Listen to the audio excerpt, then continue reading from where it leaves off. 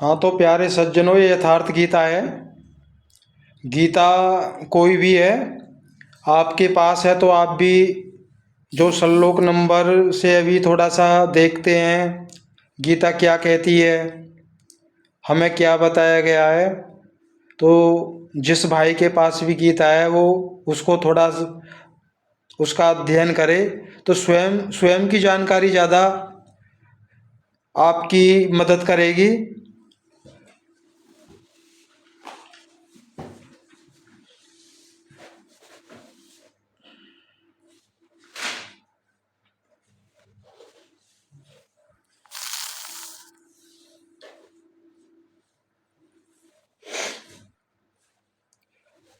ये देखिए,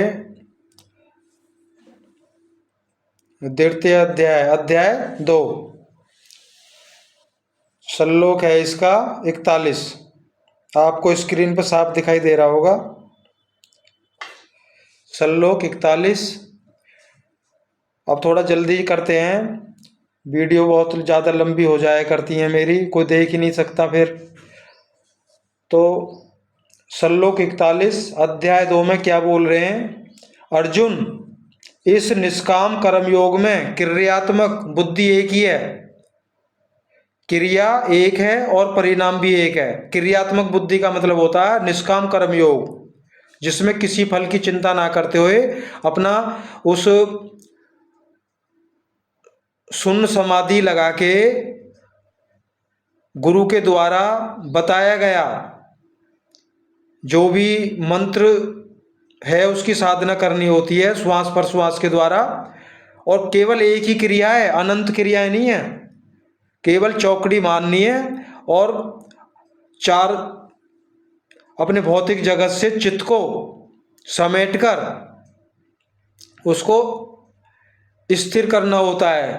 मन जो चलायमान होता है उसको स्थिर करना होता है।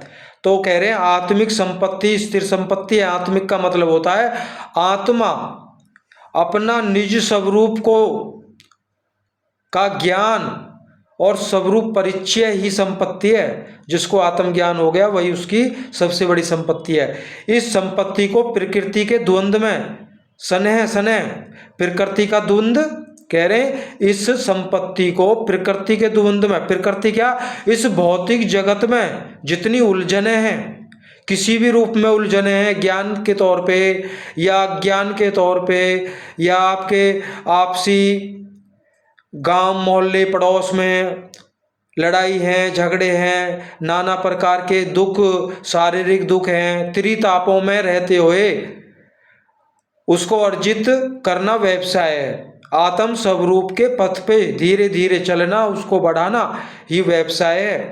यह व्यवसाय अथवा निश्चयात्मक क्रिया भी एक ही है। तब तो जो लोग बहुत सी क्रियाएं बताते हैं, ये अर्जुन सवाल कर रहे हैं, तब तो जो लोग बहुत सी क्रियाएं बताते हैं क्या वे भजन नहीं करते? श्री कृष्ण कहते हैं हाँ, वे भजन नहीं करते। भजन कहाँ से करेंगे, उनके पास टाइम ही नहीं है। वो तो ये देखते हैं ना अकाउंट में आज कितना पैसा आ गया है, आज कितने शिष्य आए हैं। उन पुरुषों की बुद्धि अनंत शाखाओं वाली होती है। कह रहे हैं उनकी बुद्धि अनंत शाखाएं होती हैं। वो पता नहीं कल क्या कहा है, आज क्या बोल दिया, परसों क्या बोल दिया, उन्होंने यही याद ही नहीं रहता उन्हें। इसलिए अनंत क्रियाओं का विस्तार कर लेते हैं। गीता को मेरे भाई पढ़ोगे ना, जिसने गीता को पढ़ लिया समझ लिया तो सत्य को वो ही जानेगा। गीता को समझने के बाद ही सत्य ज्ञान का दिग्दर्शन होता है। अब जिन उलझनों में फंसे हो रहे हैं ना, जिन ऐसे गुरुओं की जो शरण में, सत्य तो किया हम ना इधर के ना उधर के। तो श्लोक आ गया 43, 42 और 43। कह रहे ऐसा कहने वाले अविवेकी जन मनुष्य जन्म मृत्यु रूपी फल देने वाली। अब आ गया ना, कह रहे हैं अज्ञानी लोग होते हैं जन्म मृत्यु रूपी फल देने वाली, भोग और ऐश्वर्य की प्राप्ति के लिए बहुत सी क्रियाओं का विस्तार कर लेते हैं और दिखावटी शोभायुक्त वाणी में व्यक्त भी करते हैं। इनकी वाणी इतनी मीठी होती है और शोभायुक्त होती है ही। माथे को रंग लेंगे चंदन से, सिंदूर से, और कानों में लंबे लंबे बाले पहन लेंगे, लंबे लंबे बाल, सुंदर सा चेहरा होगा, बस यही तो चाहिए हमें। और हमसे हाँ भी करवाते हैं कि हाथी से शेर होगा या ना, बोलिए हाँ या ना। हमसे हाँ और कराते हैं लोग। अरे मेरे भाइयों, वो तो प्रकृति की भोग योनियां हैं, वो अनंत अनंत रचना है उन शरीरों की। मनुष्य की अनंत रचना तो हो रही है शरीरों की, दो ही तो शरीर है, स्त्री और पुरुष।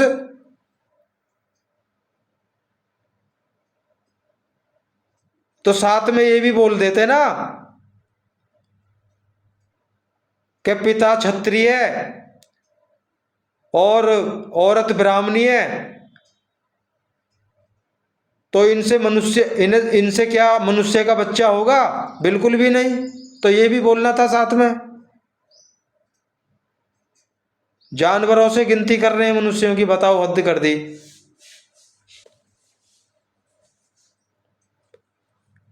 साफ साफ बोल रहे हैं, इतनी मेरी माताएं, इतनी मेरी बहनें सुन रही हैं। किसी ने माइक लेके ये नहीं कहा कि आप इतने ऊंचे मंच पे बैठे हैं गुरुजी, आप बोल क्या रहे हैं। कहते हैं कि हाथी,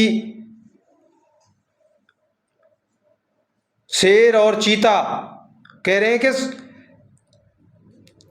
अगर शेर से मतलब चीता से शेरनी का मिलन हो जाए, ना तो शेर ही पैदा होगा ना चीता ही होगा, बीच का होगा, वो मामला बेकार है, ये बोल रहे हैं। तो मेरे देश में तो बहुत सी माताएं, मेरे भाई ऐसे हैं जिन्होंने जाति पाति का बंधन तोड़ने के लिए उन्होंने शादी करी।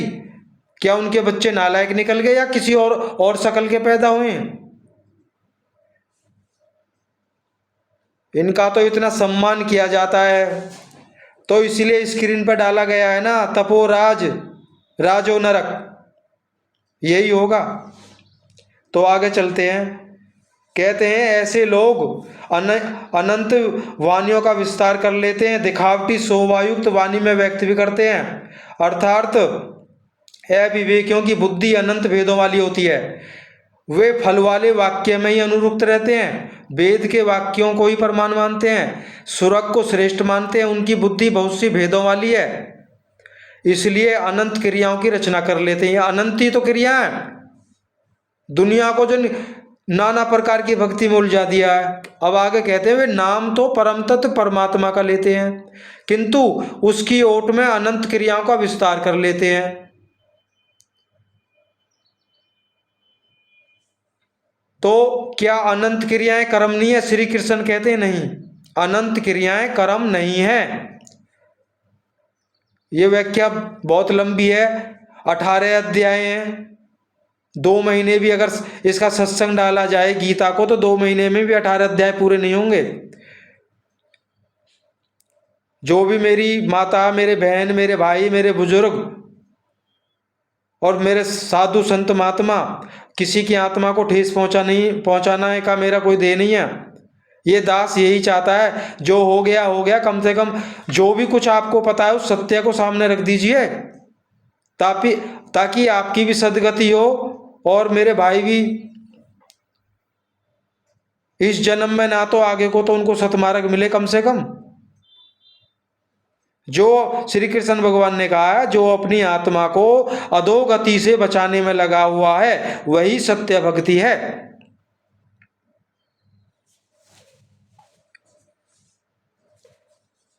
अब थोड़ा सा वर्णन यज्ञ का और देख लेते हैं।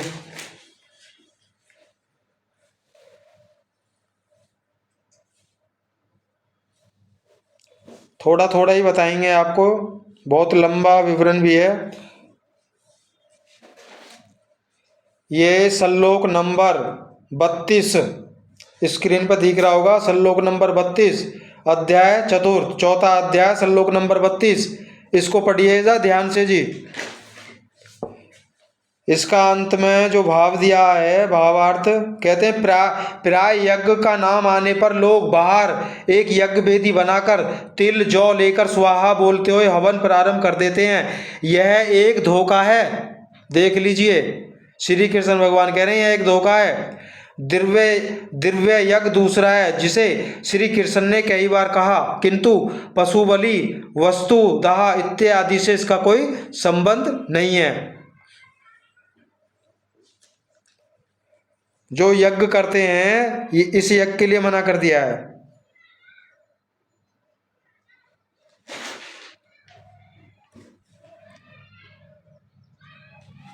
अब थोड़ा सा पिंड का भी देख लीजिए।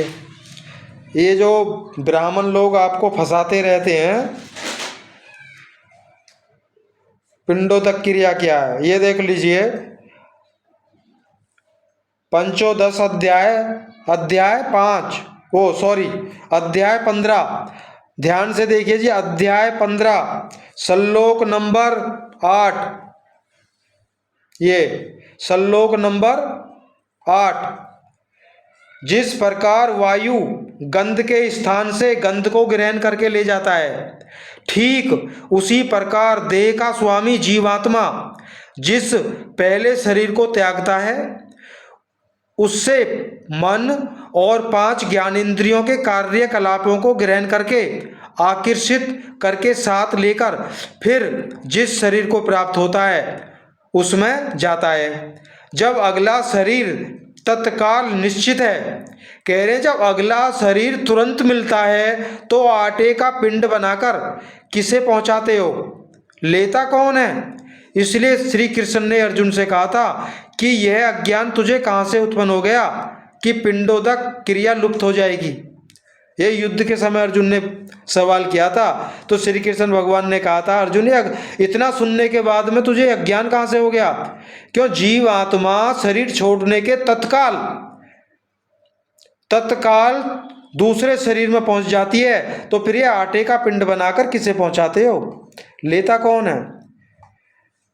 अब पंडित लोगों को देखो जी, नाना प्रकार के कर्म बना दिए।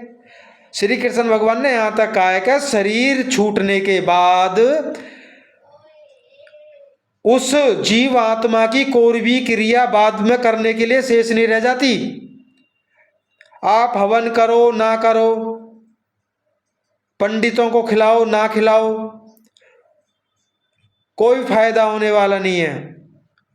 जो जीव चला गया उसको कोई फायदा होने वाला नहीं है। कहते हैं जी श्राद्ध में निकालो, पितृ हैं भूखे होंगे। बहुत चर्चित जो विद्वान है वो बोलते हैं कि वो तो स्वर्ग में भी भूखे बैठे होंगे। बहुत अच्छी बात है। अब ये जरा हम अपने ऊपर घटा के देखें तो हम पिछले जन्म में हमने शरीर छोड़ा है, ये तो दादा परदादा तक का निकलवाते हैं पिंडदा, वो श्राद्ध कराते हैं।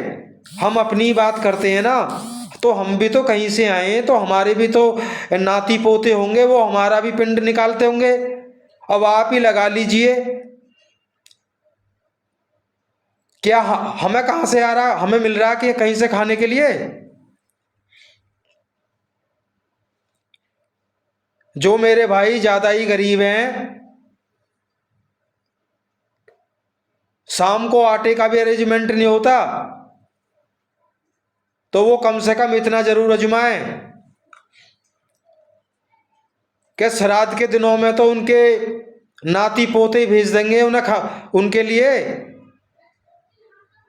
जो भी भोजन बनाएंगे वो आपको मिलता रहेगा। मिलाया तक किसी को? हद कर दी, इतना भी अज्ञान किया। बार बार ये दास बोल रहा, मेरे भाई गीता को पढ़िए। अगर जो मेरा भाई जो पाना चाहता है ना वो जरूर पढ़ेगा। अब इस दास के अंदर तो कोई जिज्ञासा थी, बचपन से ही थी, तो परमात्मा ने विवेक बख्शा, सत्य क्या है उसको पहचानने की शक्ति दी, उसको पहचाना।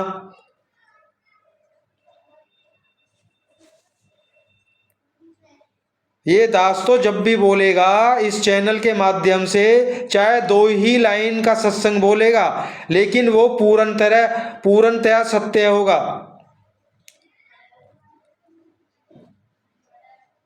भाई ये देव दुर्लभ मनुष्य तन है, ये बड़ी मुश्किल से मिला है, इसको पाना इतना आसान नहीं है। अब आगे क्या बताऊंगा, बहुत ज़्यादा लंबी वीडियो हो जाएगी। अब ऐसे लोगों की गति क्या होती है, बड़ा सुंदर वर्णन किया है। अगर इनके अंदर जरा भी परमात्मा का भय होगा ना, तो ये सत्य मार्ग पे आ जाएंगे।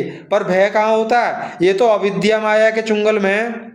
और आ जाए और आ जाए और आ जाए, पता नहीं कितना लंबा पेट है।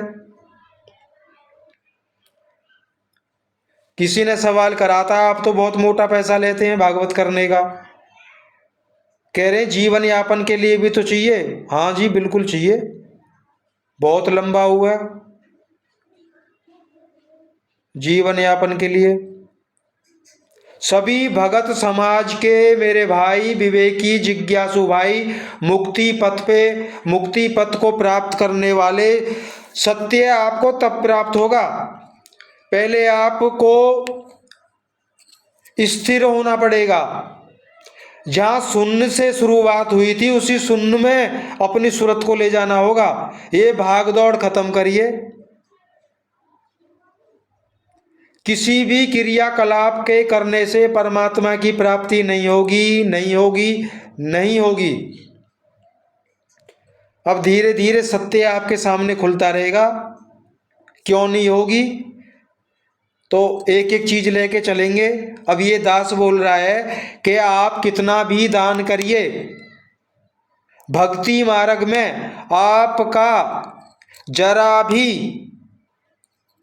सहयोगी नहीं हो सकता।